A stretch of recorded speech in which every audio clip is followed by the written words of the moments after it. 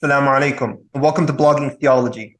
Today we're honored to speak to Shaykh Dr. Hassan al-Kettani. Assalamu alaikum, Shaykh, how are you? Wa alaikum salam wa barakatuh. So happy to be with you. Very happy to have you with us. Shaykh Dr. Hassan al-Kettani has a PhD in Fiqh and Usul from the Islamic University of Minnesota. He is the head of the Arab Maghrib Scholars Association and is also a member of the General Secretariat of Muslim Scholars Association. He has published more than a dozen books across a range of Islamic sciences.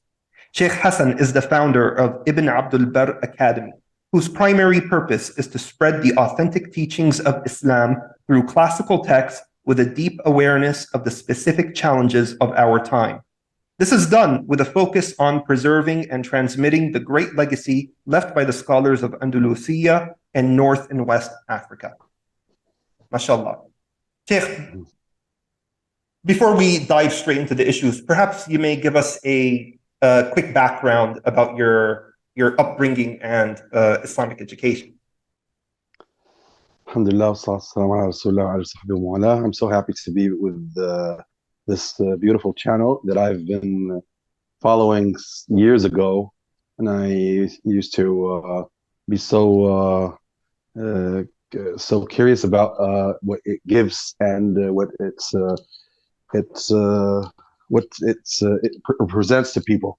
So I'm so happy to be with you. For the question that you, the question that you just asked me, I have two types of studying.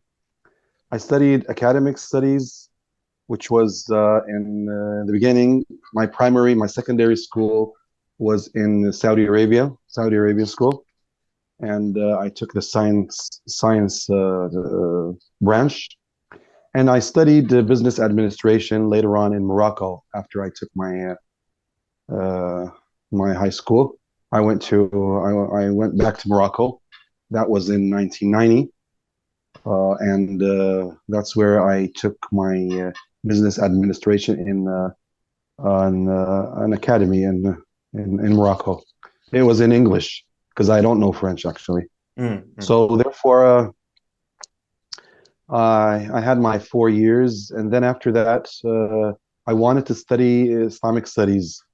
So I went to Jordan, where I went to Al Bayt University. And I started my master directly and I took my master there. I finished 1999, where I went back to Morocco. But besides this study, I used to study in the masjid.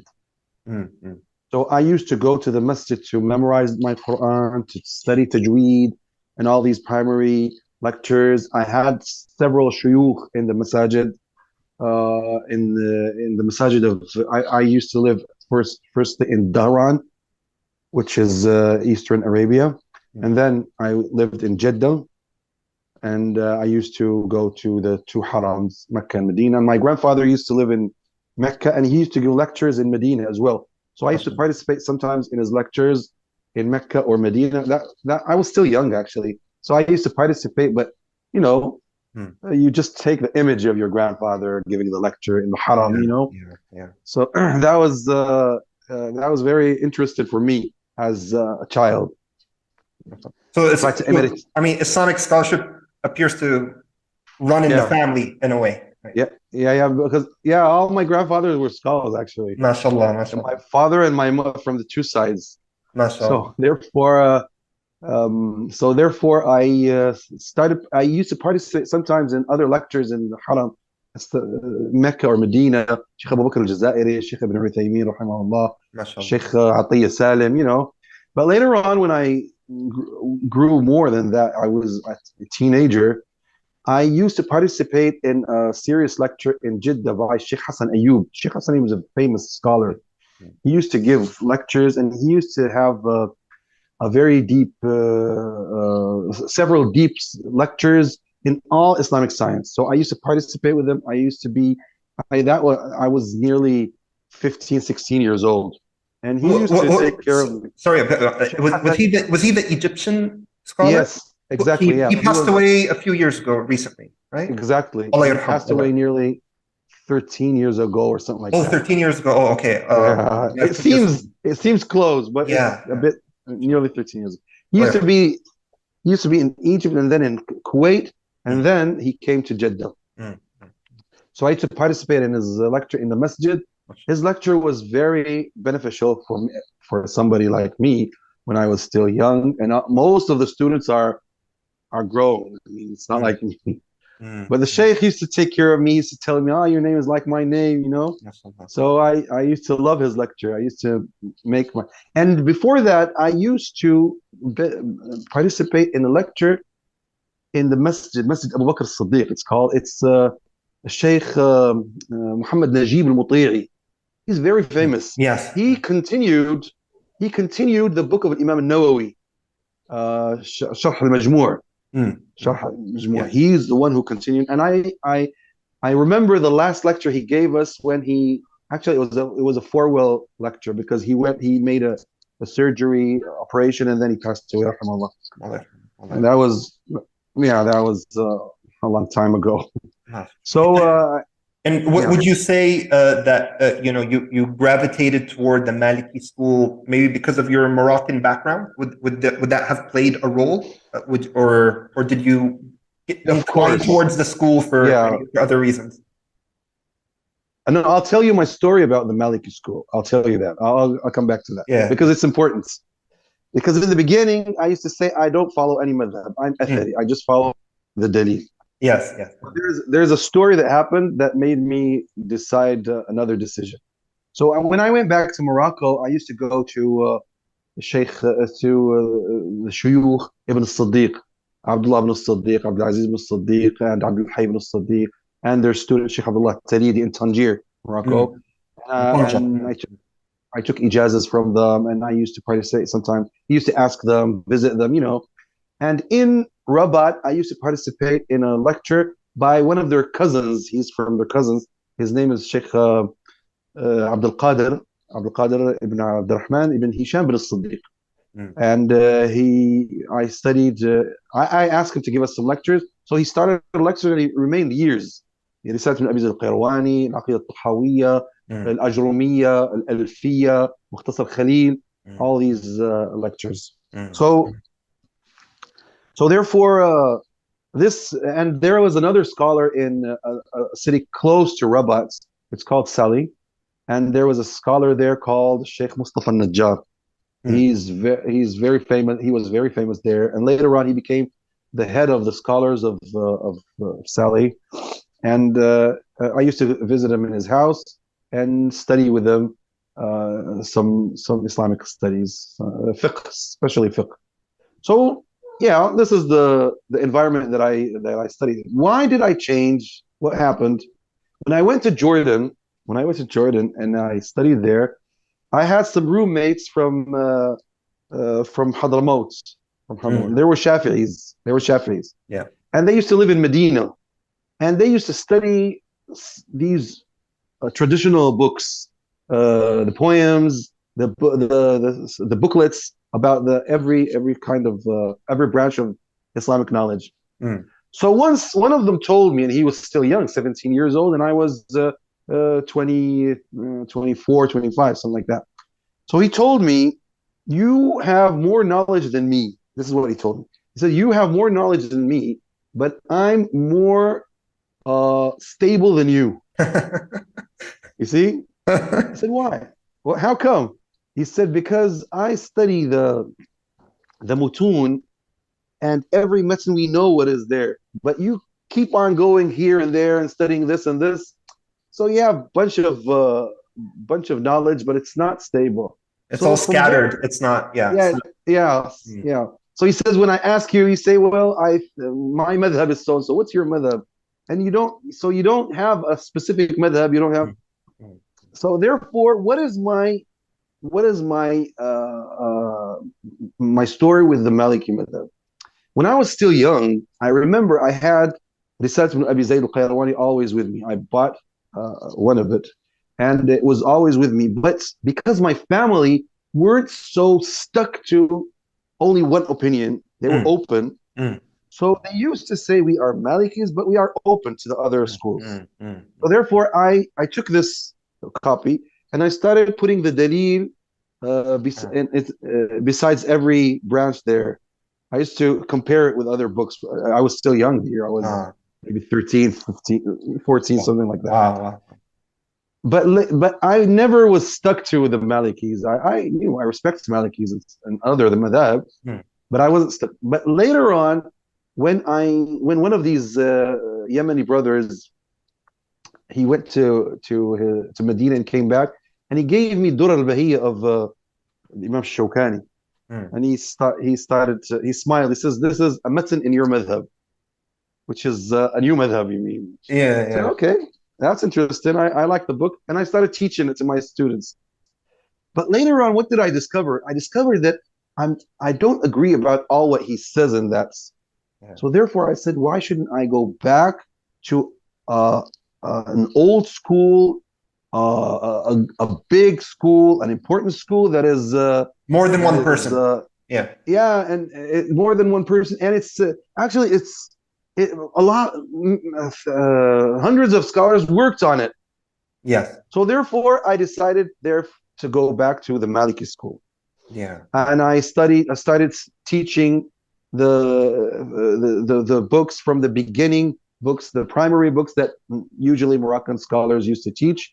And I went until now. I'm like that. So I'm not. I don't say that I'm stuck to the famous opinion in the Maliki school, Yeah. but I teach the Maliki school. I try to follow what is supported by the Dalil. But when I can't, I don't have time, or I can't go deep. I just follow the mashhur method. You Yes. see? Right. Right. Right. Perfect. MashaAllah. Okay. So, it's mentioned that, one of the objectives of Ibn Abdul Barr Academy is to focus on the great legacy of Andalusian and West and North African scholarship, which I take to be referring to the Maliki tradition. So let's go back to its founder. Can you tell us a little bit about Imam Malik and who was he and what traits of his made him one of the most prominent scholars of our Islamic tradition? Okay, now when we speak about Imam Malik rahimahullah, we're speaking about a great Imam that inherited the Madini school. So he's not he didn't find the school. He's Mm, not a founder of the school. mm, He didn't build a school. He didn't create a school. mm, He inherited a school that mm, existed. mm. This school is called the Madini school or the Hijazi school. Besides the Iraqi school or Madrasatu Ahl al-Ra'i in Iraq, Okay. Yeah. which was later on inherited by Imam Abu Hanifa rahimahullah. See? This school was found by, but was created by Sahaba, and the famous Sahaba are the Khulafa al-Rashidun, Abu Bakr, Umar, Uthman, Ali. But Ali didn't influence the people of Medina. His knowledge went to Iraq. Mm, So the Iraqis benefit from him more than the Medinis. So we mm, can say Abu Bakr, Umar, Uthman, Aisha, Abdullah ibn Umar, and Abdullah ibn Umar is the main Sahabi that influenced the knowledge of Medina. MashaAllah. And that's why when you go back to Muwatta Imam Malik, you would find Abdullah ibn Umar circling there from the beginning to the end. Mm, He's he's the most one that Imam Malik rahimahullah used to benefit from his opinions. So therefore, I don't agree with people who say that Imam Malik found this school. No, mm, Imam Malik didn't find the school. Imam Malik inherited the school, and that's why he keeps on always saying, وَهَذَا هُوَ الَّذِي عَلَيْهِ عُلَمَاءُ بِلَادِنَا. And this is what I found my professors saying. This is what the majority of our scholars say. This is Muwatta. And that's why Muwatta is considered as the knowledge of Medina, or the knowledge of scholars of Medina. And in the beginning, they used to call the Maliki school the Madini school. And you can find Imam ibn Abd al-Barr rahimahullah in his book Al-Kafi, says Al-Kafi fi fiqh Ahl al-Madina. Al-Kafi means the satisfied book that gives you what you need in the jurisprudence of the people of Medina, of the scholars of Medina. And you know there's a hadith narrated by Imam Tirmidhi and others where the Prophet ﷺ says, يوشك الناس أن يضربوا أكباد الإبل فلا يجد أعلم من عالم المدينة. It is so close that people would travel by camels seeking knowledge, but they won't find more knowledgeable than the Imam of Medina. And this is why Sufyan Thawri and Sufyan ibn Uyayna and others say this is Malik. And a lot of scholars say that we don't know a scholar that all people used to come to and visit and seek knowledge except Imam Malik ibn Anas rahimahullah. And he's the one who had a lot of students in the world, especially the Western Muslims, Western people of Africa and Northern Europe and South Europe. You see? So this is Imam Malik. Imam Malik was he was born nearly in 93 Hijri, and he passed away in 179, and he remained in Hijaz. He never came out of Hijaz. It's only that he went to Hajj and Umrah and he came back to Medina. He didn't go anywhere else. So therefore, the question is, why did his madhab spread a lot in the West more than the East? Because people used to come to Hajj and they visit him and go back. So they don't need to go anywhere, you see? So that's why it spread. And then he had a very strong personality that influenced people. He was very strict. He was very serious. He was very very strict even near the governors, and that's why they punished him once. He was punished, and he had a big trial. So, yeah, this is the main thing about Imam Malik rahimahullah, and he used to respect the Prophet ﷺ a lot. He used to give a big respect. Even they say, according to Imam Qadi Iyad in Shifa, that Imam Malik didn't used to go to the bathroom inside Medina. He says, no, this is the land of the Prophet ﷺ. I won't do that. He didn't used to wear slippers in Medina. He says, maybe I would step in a place where the Prophet ﷺ steps. So subhanallah, this is his, and he used to feel emotion when he used to feel it a lot when he recites the hadith of the Prophet ﷺ. He used to respect when he gives lectures about his opinions. It was easy and loose, not loose. I mean, it was easy. But when he used to give lectures about the hadith, he used to be very strict, and he puts this perfume and this incense, the beautiful smell, and bukhur and stuff like that, so that he gives respect to the lecture, you know. And it is said that Imam Malik, once he was giving a lecture, all of a sudden a scorpion came and started hitting him, and he remained there. He didn't change his way of sitting until he finished his lecture, and then he went searching about what happened to him. Rahimahullah radiyallahu. Imam Malik was very handsome. He says he has bald hair, blue eyes, and he had a big mustache. He used to say, "It's like Umar ibn Khattab radiyallahu." So he used to, when he gets angry or something, he just he plays with it like this, as Umar ibn Khattab used to do. But that doesn't mean he doesn't trim it here all over his lips. So he leaves it from the two sides, and he used to always wear his formal clothes, and people never saw his head uncovered until he was punished by the governor of Medina. So that's the first time they saw him without his turban. Subhanallah. So he was very serious. Rahimahullah, radiyallahu anhu. Okay, as you said, the madhab, was more than one person. Several scholars contributed to its development. So perhaps, if you may tell us in brief, who are some of the most important or influential classical Maliki scholars who shaped and developed the madhab to what has eventually become? Well, Imam Malik had great students. some of them focused on hadith and some of them focused on his opinions. So one of his great students was Abdurrahman ibn al-Qasim al-Utaqi, the Egyptian scholar. And he remained with Imam Malik 20 years. He was stuck to him. 20 years, doesn't go anywhere.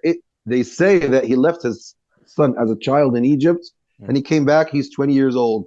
So he never saw him. I don't know. Is this exaggerating? Is it really? I don't know exactly, but this is what they say. So then Abdurrahman al-Qasim was a great Imam. And he had Abdullah ibn Wahb in Egypt. He was a great muhaddith. He had in Medina Ibn al-Majishun. He had Abu Mus'ab al-Zuhri, who was the judge of Medina after Imam Malik. He was the great Imam of Medina. Abu Mus'ab al-Zuhri from the descendants of Abdurrahman ibn Auf radiallahu anhu. And he had other students who came from North Africa, like Ali ibn Ziyad al-Tunisi, who took his Muwatta to North Africa, and Ziyad ibn Abdurrahman Shabatun, who took his Muwatta to Andalusia. And then we have Yahya ibn Yahya al-Laythi, who was the great judge of Cordoba and Andalus, and he came from Andalusia to Imam Malik, and he narrated his Muwatta. Now the Muwatta, the more famous Muwatta, is Yahya ibn Yahya al-Laythi's Muwatta. He was from a Berber tribe called Masmuda. That's why they call him Yahya ibn Wis Lassen al-Laythi al-Masmudi. So he's originally Berber. And he spread his knowledge, and he was a great judge there in Andalusia, in Cordoba. We have a great Imam who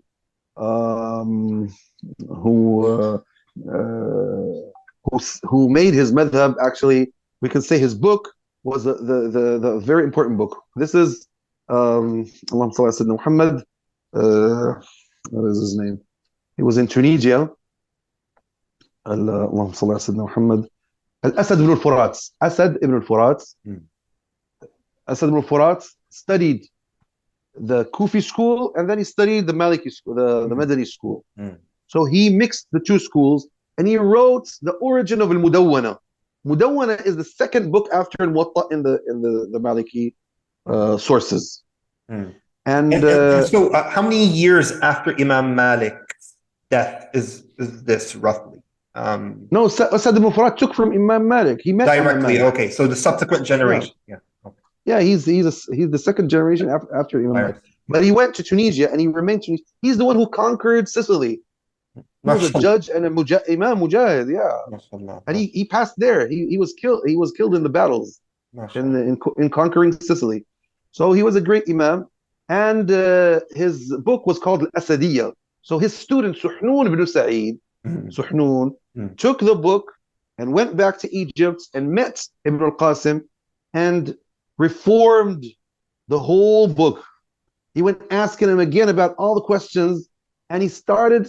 And after he took from him the authentic answer, he went narrating the narrations that support those opinions, and he made the whole book. Now this book is called it's the main book after Al-Muwatta, and some say it's the primary book of the Madhab. You see? Now this is the second source. So we have here. We have Al-Muwatta of Imam Malik himself. We have Mudawwana of Suhnun. And just to clarify, because a lot of people may think that the Muwatta is only a collection of hadith.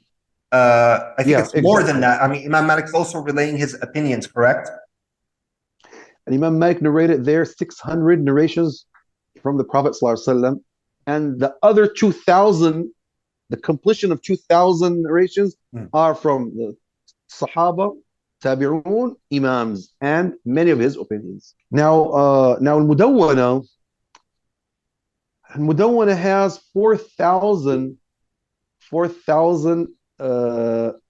narrations from the Prophet ﷺ. But it's very book. I mean, 6 volumes, not nearly 6 volumes, and it has the opinions of Imam Malik. He says that he goes like this: I asked Ibn al-Qasim about so and so. I asked what is the idea of al-Mudawwana? The idea is Asad ibn al-Furat was knowledgeable of the Iraqi jurisprudence. So he went to Ibn al-Qasim and he kept on saying, well, the Iraqis say, what does Malik say? The Iraqis say, what does Malik say? Mm. Until he made the whole book. But sometimes Ibn al-Qasim doesn't get it. So he says, well, I think so. I thought something like that. So when he went to North Africa, the people there told him, well, what is this? Instead of giving us authentic knowledge, you came with أظن ورأيت. This doesn't work. I think so. So Suhnun went back to him, said, no, I want authentic knowledge. So therefore, he started remembering everything, and he gave him the new edition of the book. And he went to Abdullah ibn Wahb. He took from the Hadith, and he took from Ali ibn Ziyad Tunisi. So it's not only the narrations of Abdurrahman ibn Qasim, it's narrations of others. Mm. But subhanallah, as I compared between the two books, I can say that Al-Muwatta is pure Madini book, but Al-Mudawwana is Iraqi Madini book, because he keeps on mentioning the opinions of Ibrahim al-Nakha'i and others who are the Imams of Kufa. Yeah. So is it because Asad ibn Furat actually was an Imam in two Madhab, so he compared between them? That's what I think. Allah Alam. And fast forwarding to today, I mean, where is the Maliki Madhab mainly practiced? And is it practiced? Yeah. Okay. Therefore. Yeah. Please. No. Yeah. Therefore. Oh, sorry. How did the Maliki school become the main school in North Africa and Andalusia? It's a decision of the governors. Yeah. The governors of North Africa. Okay. Now, most of the scholars there spread the knowledge, were students of Imam Malik, and they came back saying, hey guys, we met a great Imam in Medina, he's called Malik. Oh my God. So the new generation, the youth, started seeing Imam Malik a great Imam, so everybody was influenced by his. But when the Ubaydi dynasty took place in North Africa, who were Shia, and they forced people to follow their type of Shia jurisprudence, they started torturing the Malikis. They killed many of them. They imprisoned some of them. They stopped them from giving lectures. So they went rebelling against the regime. The Maliki scholars of North Africa rebelled against the Fatimis or the Ubaidis. You see? Yeah. Until they decided to go to Cairo, and they actually found Cairo. Al-Mu'izz ibn al-Din al-Fatimi, he's the one who built Cairo. He called it Al-Qahira al-Mu'izzi. He's called Mu'izz Dinillah. So he built it, and he built Al-Azhar there to spread their knowledge. And he left as the governor in North Africa, Ibn Badis. There's Al-Mu'izz ibn Badis, who was from a Berber tribe from Sanhaja, and they were they were considered as a great dynasty there.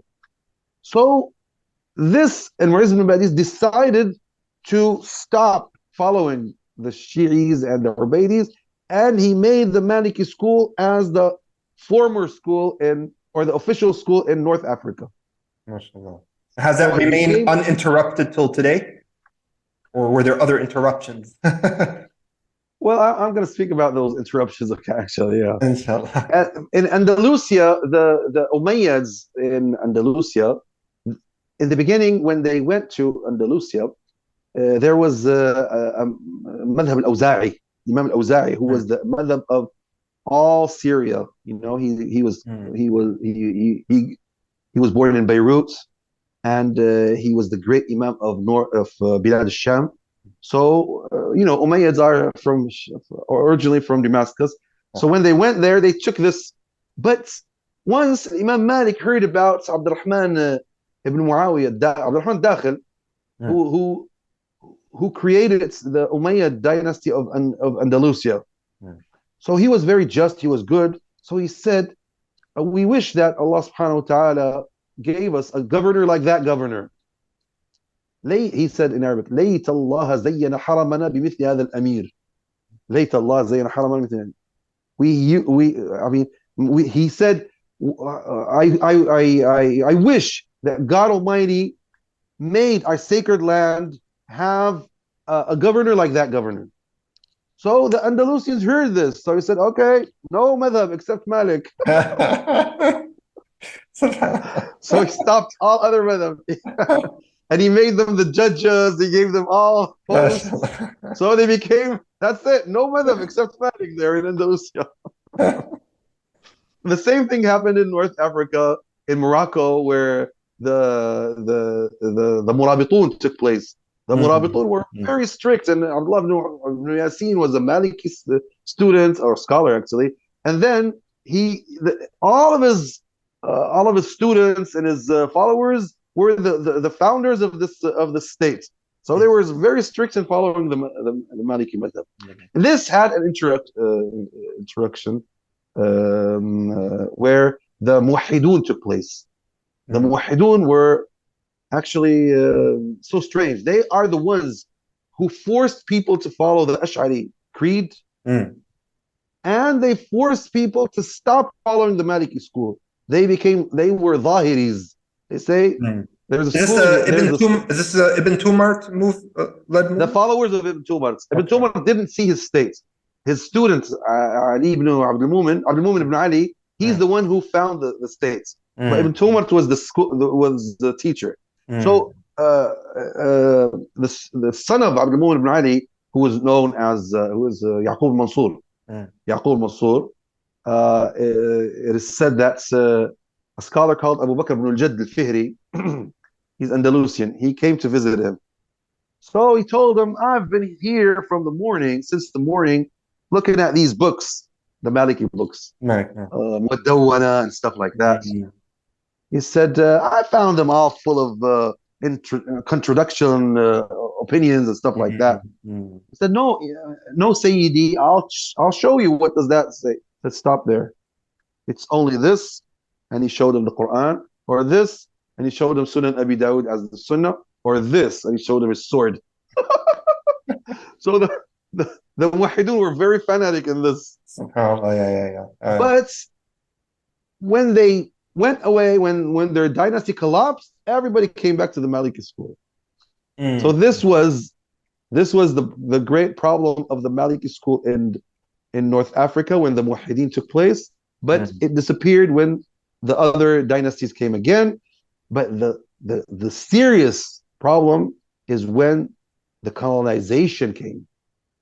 French colonization and Spanish colonization stopped practicing Islamic jurisprudence in the courts and in a lot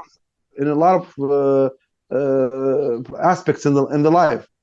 So there is no Sharia, and the Sharia is the madhab. The jurisprudence, the madhab is the jurisprudence. Yes. So Malikis were strict in giving their in the courts, in giving their views and stuff like that. Now we have secularism, which stopped everything. Although many regimes right now claim that they follow the Maliki madhab, but that's only blah blah. It's nothing. Yeah, lip service. Yeah, it's not. There isn't a serious following of the Maliki school. Yeah.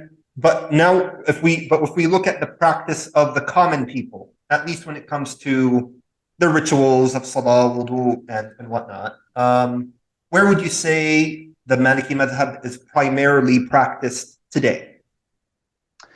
It's Mauritania and the Grand Sahara. It's somewhere in Africa, because even Africans had this problem, this contradiction. And some places or some schools that's in Algeria, even in Said Misr, in Egypt, and even in until recently, the courts in Abu Dhabi used to follow the Maliki school. Until recently. So the Abu Dhabi, all the Gulf states used to claim that they are Malikis. You know this? Kuwait, Bahrain, and United Arab Emirates. And until now, they claim that they are Malikis. You know, when you see the leaders there, they pray with their hands like this, as if they are Malikis. They don't put their hands like this. They just leave it like this, as if that's the Maliki official opinion. You know. So this is what I can say. There are schools that are Malikis. They teach the Maliki jurisprudence. There are some scholars who spread the Maliki knowledge and stuff like that in Mauritania, in the whole Grand Sahara, in Algeria, Morocco, and a lot of places. Even in Libya, the official opinion in the fatwa there is Maliki. Like Sheikh Sadiq al-Gharyani, who's one of the great scholars. He's a Maliki scholar. He has a great book in the Maliki jurisprudence. He has a مدونة الفقه المالكي وأدلته, a great book, 6 volumes. Yeah. And what would you say? Because some people they'll look at the Hanafi madhab, for example, and they'll say, the Hanafi madhab as practiced in Turkey, for example, may have distinctions from the way it may be practiced in the subcontinent. Maybe there might be some cultural aspects that influence how certain opinions may be emphasized or overemphasized or practiced. Do you see anything similar with the Maliki madhab, that there is a kind of Libyan Malikiism versus a Moroccan kind of Malikiism, even if it's not core but minor differences? Or do you think it's mostly consistent and uniform across the board?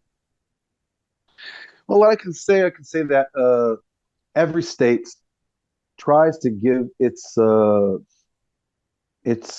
flavor on the religious the religious way of life.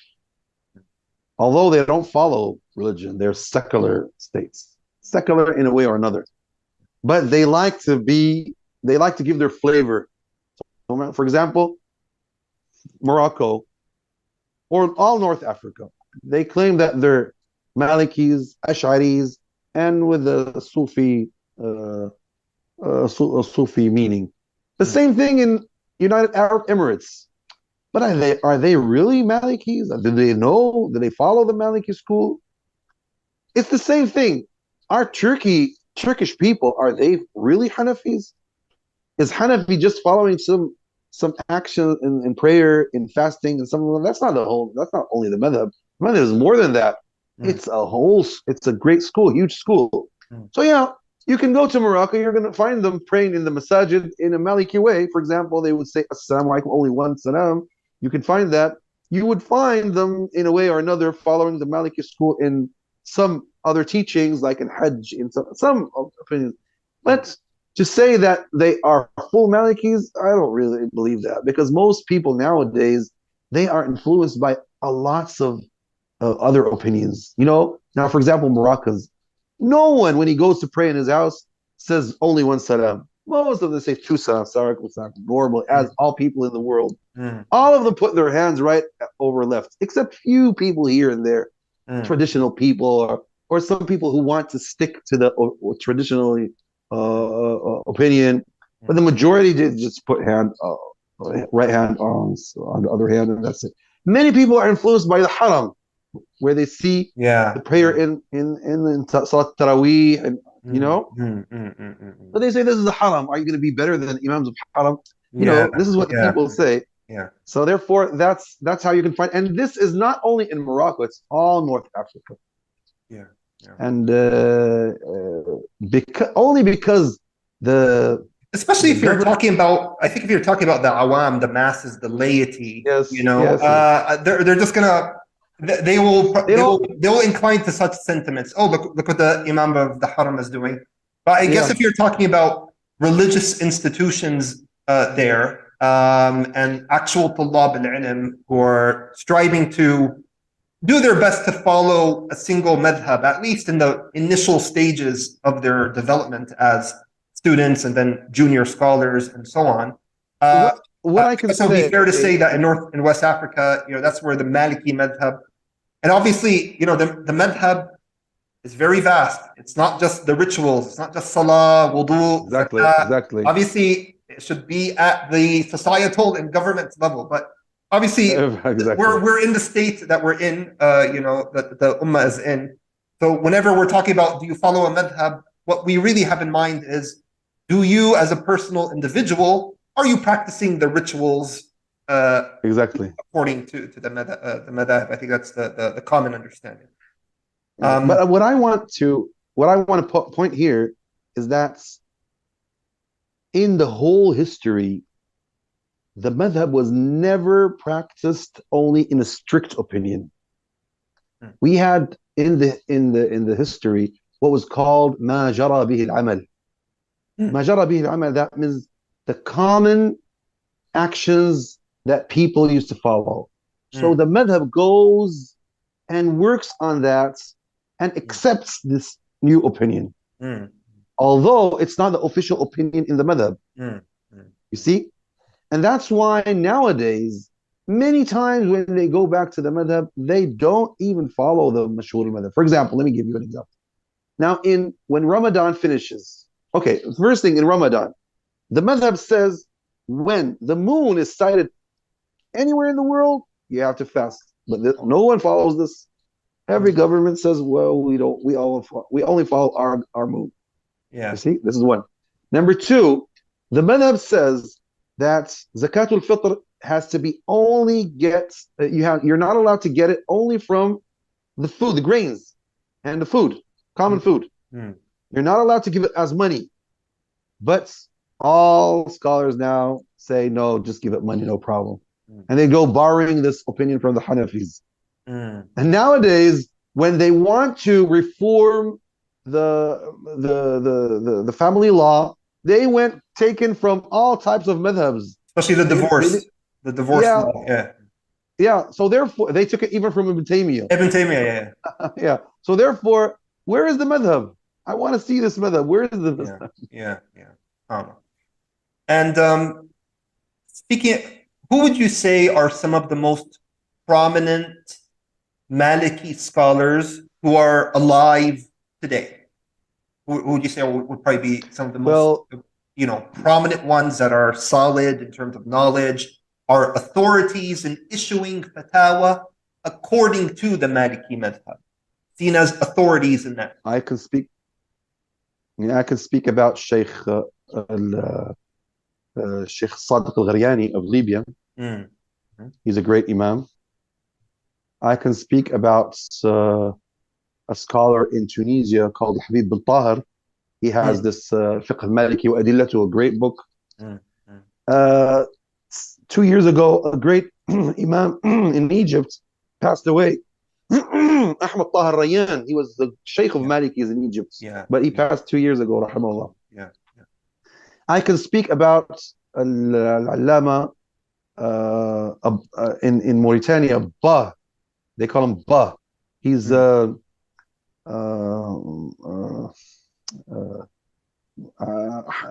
bin Fal al-Alawi, I think, something like that. But they call him Bah. Mauritanians have these types of names. But he's very famous. Bah al-Alawi. He's very famous. Okay. And he has a great school, Mahdara, called Nabbaghiya, and he gives lots of lectures there. And he has a lot of students who are scholars who give lectures there as well. So these are, these are great Malikis who give lectures, who teach, and who give fatwa according to the madhab, yes. In Morocco, there are, but I don't remember a name that I can say that he's a great scholar and he has great work. This is what I can say. Yeah. Okay. So, and when we compare the madhabs, especially when it comes to their usul and how they try to prioritize how evidence should be measured and examined, what would you say are some of the unique characteristics of the Maliki madhab compared to the other madhab? So if I were to say, okay, the usul of the Malikiyya compared to the Shafi'iyya, compared to the Hanabila and the Ahnaf, what makes that Maliki madhab distinct from the others, in your opinion? Yeah, Malikis have several usul that it is said that they are known to be more stuck to it. Like what? Like Amal al-Madinah.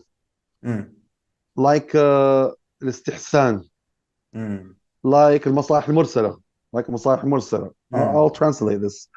Oh. So the question is, like said the ذرائع, what Mm. is this? Okay. Now, عمل أهل المدينة is the actions of scholars of Medina Mm. who inherited from generation to the Sahaba radiallahu anhu. Okay? There's one. What is سد الذرائع? سد الذرائع means anything that leads to something wrong or something bad, we stop it from the beginning. We don't do Mm. it. Mm. Mm. Now, what is مصالح المرسلة? المصلحة is anything that you benefit from. Mm. So if we have something that's the Sharia didn't speak about, Mm. and we don't have any evidence that says that it's not proper, so we don't have something that supports it, nor something that doesn't support it. It's called maslaha mursala, a beneficial that is mursal means loose. Yeah. Yeah. It's not loose here in this meaning. Yeah. Yeah. Loose means it's not surrounded with anything else. It's Mm. not prohibited nor obligatory. Yeah. You see? Yeah. Yeah. So therefore, now the question is, are these only Maliki usul? Mm. Well, Imam al-Qarafi, rahimahullah, who is one of the great Maliki scholars, and he was a genius. He was in Egypt. He has a book in Usul al-Fiqh, and he says that actually they claim that we are the ones who follow these usul, but actually that's not true. All of them follow these usul, but maybe we as Malikis follow them more than Mm. others Mm. Mm. because Amal Ahl Medina, all of the Imams, Shafi, Ahmed, and others, they agree with Imam Malik in a stage there.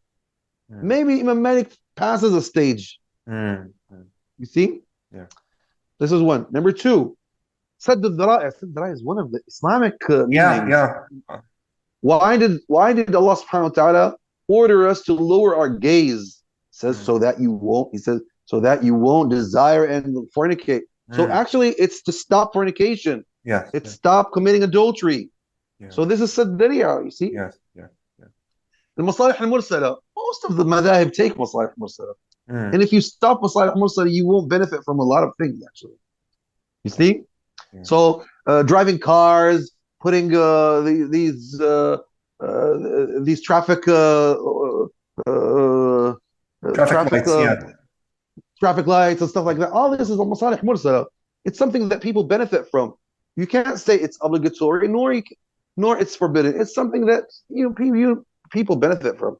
So therefore, Malikis actually don't have something more than other something that Mm. they are the only madhab that focus Mm. on, and Mm. the others don't focus on. But they might be more they might be more stuck to these usul, Mm. if Mm. I can say. Assalamu alaikum.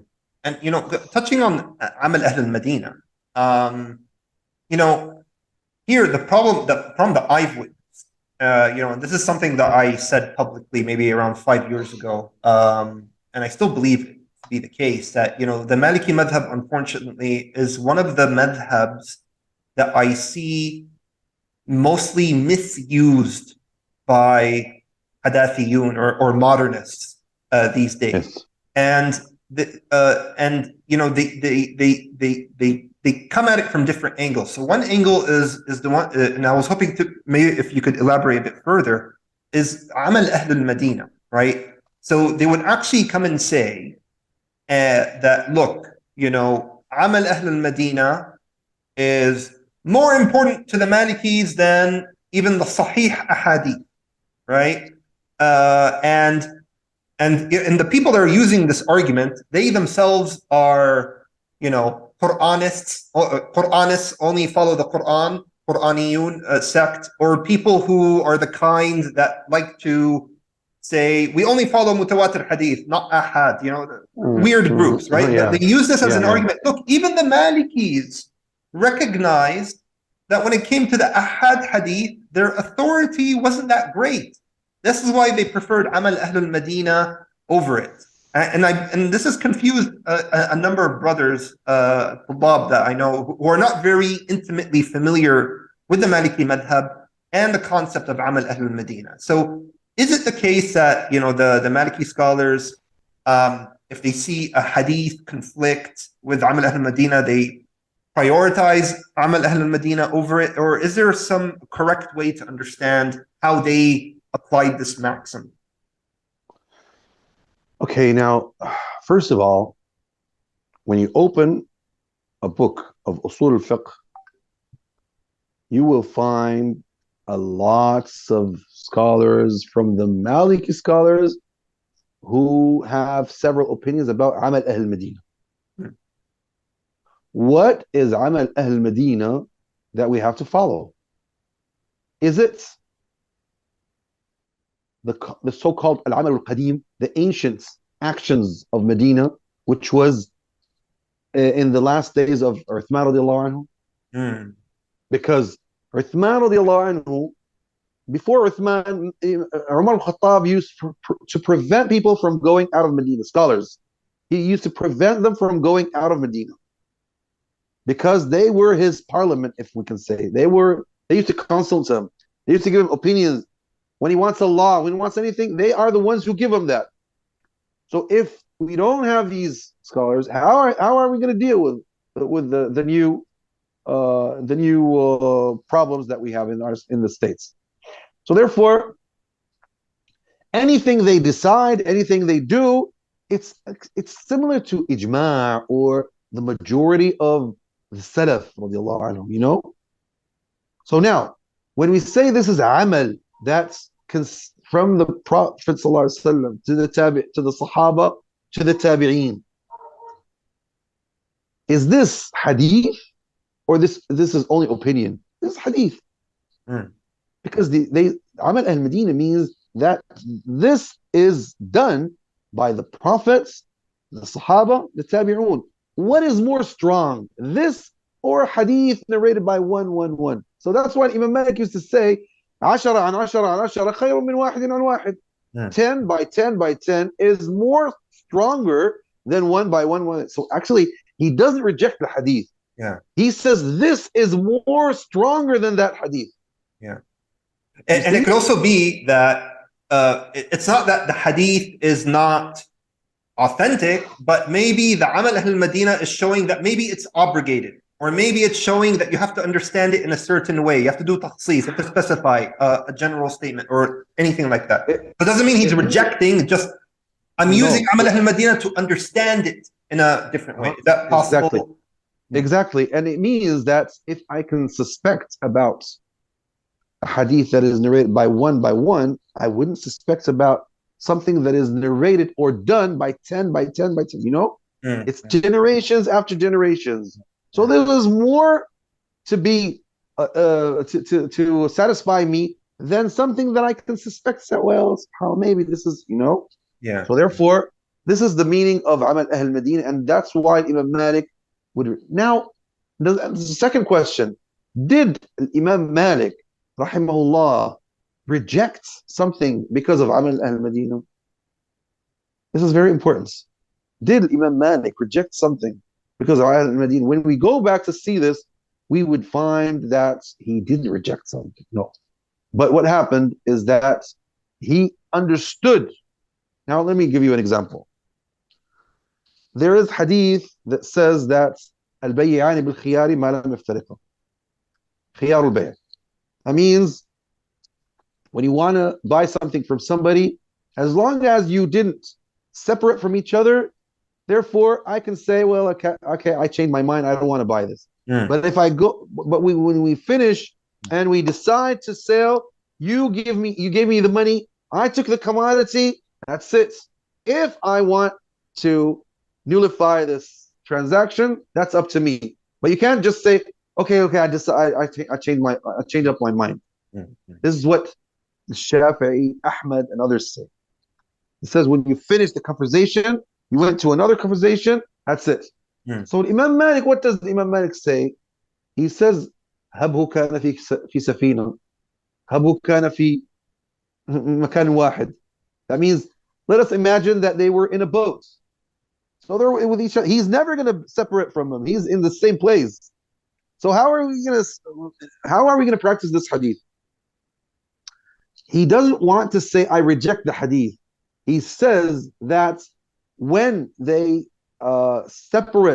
when they get separated by the conversation, not when their bodies get separated. Uh-huh.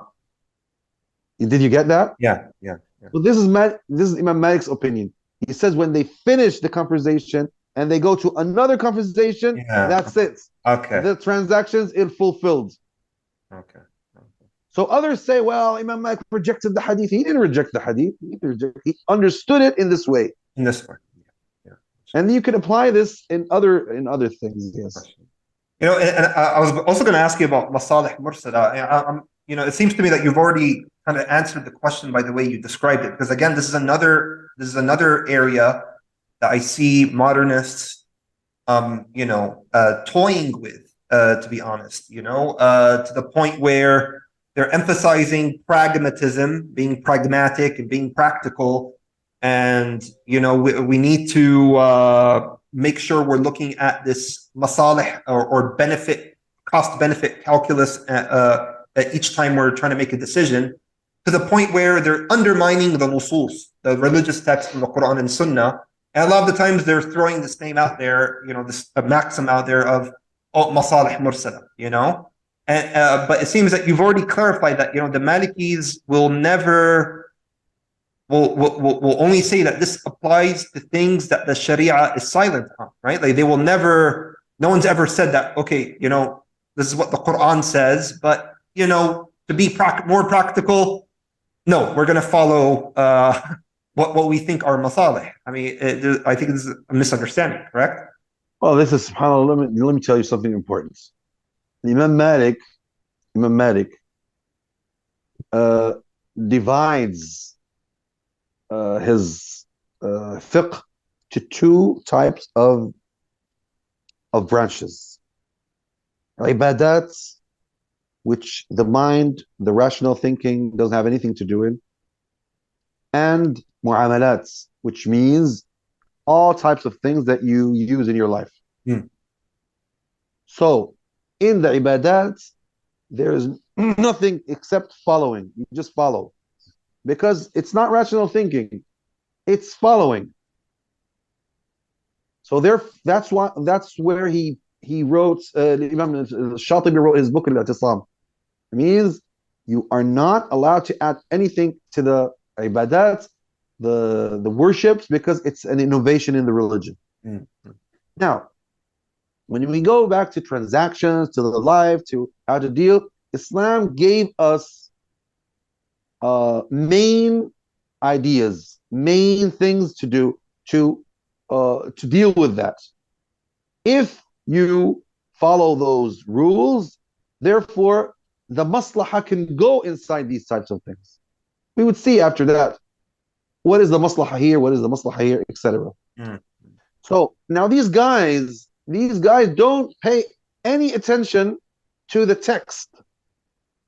They consider the text nothing, and they want to go back directly to their minds.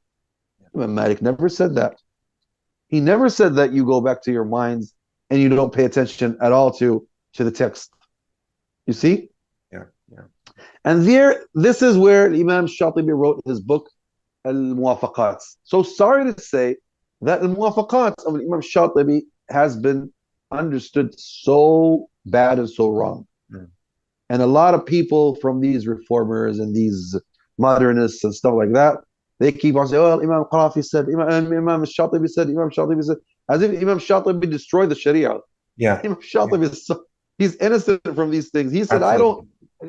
I don't give permission to anybody to read my book, unless he is capable in the whole Sharia. And then he is allowed to read my book. And nearing to the close of the session, what advice would you give Muslims, especially English speaking ones, who wish to study the Maliki Madhab? Are there any resources out there for English speakers, or would you say no? You have to learn Arabic first, and then you can go study. No chance for you to follow this madhab without English, or what an English speaker who would like to study the Maliki madhab. What can he do? Okay, to be honest with you, you can't understand Islam without understanding Arabic. Mm. Because Islam, it's like, look, let me just, I don't want to compare, but I have to compare here. Judaism would never be understood without Hebrew. Mm. You won't get the main idea by only translations. The same thing, Islam would never be understood properly without Arabic. So therefore, who wants to understand the Quran, he has to know Arabic. Because when you always follow only the translations, you are following an interpretation of the translator. You're not following the text. And this means you're always putting a barrier between you and the original text. The same thing to say to the Sunnah, the same thing to say. And I remember I was teaching Risale Abi Zayd al-Qayrawani in English, okay? And I used several translations. Translation of Aisha Bowler, translation of the Moroccan translation of somebody who was Egyptian. And then I discovered sometimes a very, very, very huge mistake. It's not a huge, I can say it's dangerous. Yeah. Because if you are going to follow that mistake, that means you understood it totally wrong. Yeah. Yeah. And the same thing to say about the Quran. If you are going to understand the Quran, are you going to understand it by the translation of Abdullah Yusuf Ali, or by or by or anyone else? Hassan, and all these translators? Or you need to compare. How are you going to compare? What are you going to do? Unless you know the language. And I remember we used to study the Quran, and I used to tell them, okay, this translation is more closer to the to the meaning. This far from the meaning. And sometimes it's here, sometimes it's there. Sometimes this translator gets it, and sometimes the other translator gets it. So therefore, but so that we don't make things difficult for our brothers who speak English, I can say, if you have a scholar that you trust, and he can teach you the primary lectures until you want to study Arabic, or you put it in your mind, actually, you can go start by the primary texts, as we did. There's no shadow of a doubt that if anyone wants to be a serious student of knowledge, that he's going to have to prioritize learning Arabic. There's no doubt about that. But I was thinking more of the person who's not really aspiring to be a student of knowledge, but at the same time, he would like to pray his salawat and follow, make wudu and follow the rules of purity according to a madhab. He has to do these things. English speaker or not English speaker, right?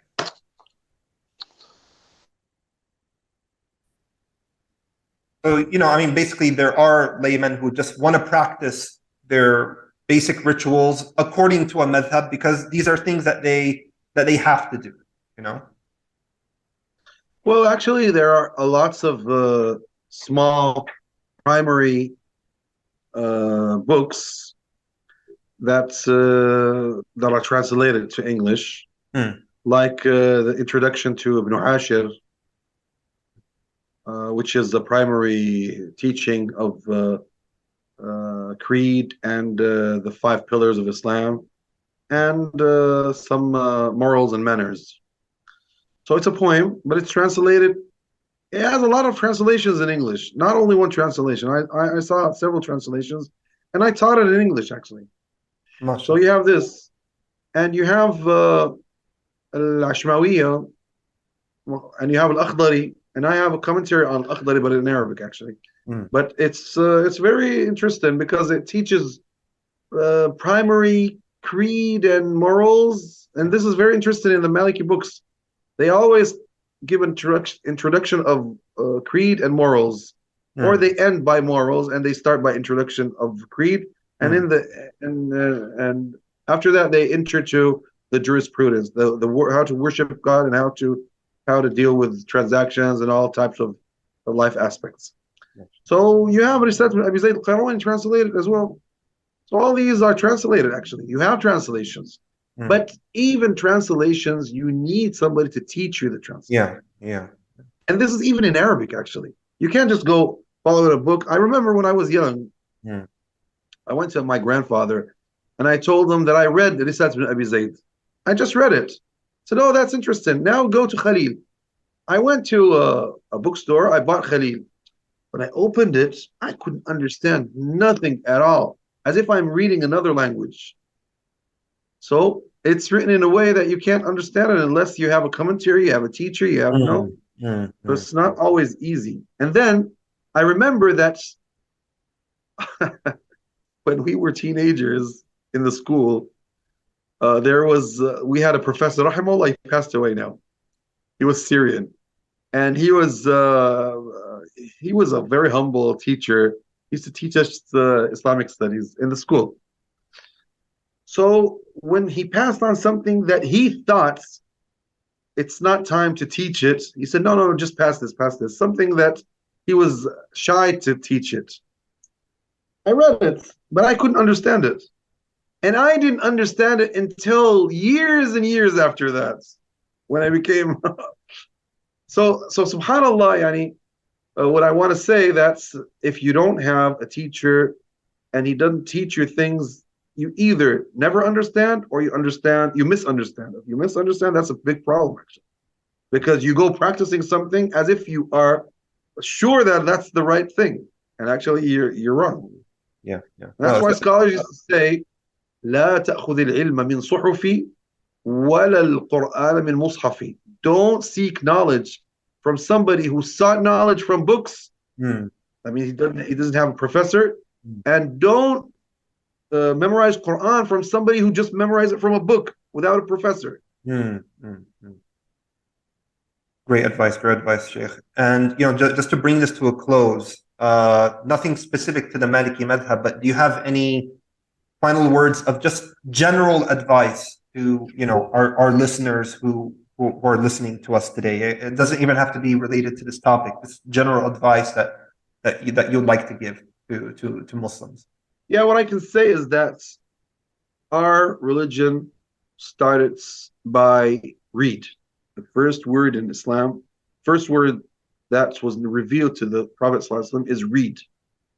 So our religion is the religion of knowledge, of seeking knowledge, of giving time to knowledge.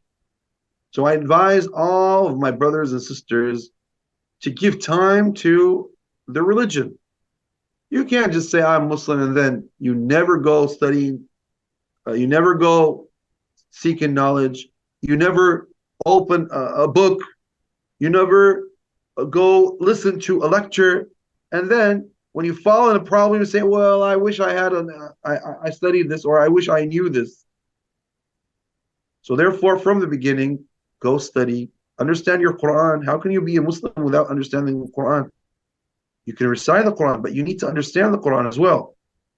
You can understand that you have to understand the Sunnah of the Prophet ﷺ, read the life of the Prophet ﷺ, so that you can raise up your spiritual, your faith. So this is the main thing that I can advise my brothers and sisters. And keep on stuck to your religion. Stand firm on it. And don't open your ears to any of these guys that attack Islam. Never give them time. Because sometimes when you give them time and you're not capable, even I know people who were scholars, or they used to give lectures, shuyukh, and when they went opening their ears to these types of suspicions, they got lost. They lost their religion. They lost their faith. So the one who is serious in following his Islam, he has to be afraid to lose his Islam. And nowadays are the days that the Prophet ﷺ says that there are days coming to you when the man wakes up as a believer, and in the night he becomes a non-believer. The same thing. He says he sells his religion with miserable amount of money. Alhamdulillah. Yeah. Barakallahu fikum, Shaykh, for this, educational discussion surrounding the Maliki Madhab and, clarifying some of the popular misconceptions surrounding it. And, Jazakallah khair as well for your, beneficial advice. Naf'allahu bikum wa radiya ankum. And, I'm confident our listeners will be better educated as a result of this, inshallah. Inshallah, we hope that you'll continue to honor blogging theology with future appearances to discuss other beneficial topics, bi'idhnillah ta'ala. And with that, I'd like to part you and our listeners with the Islamic greetings of Assalamu alaikum wa rahmatullahi wa barakatuh. Wa alaikum assalam wa rahmatullahi wa barakatuh.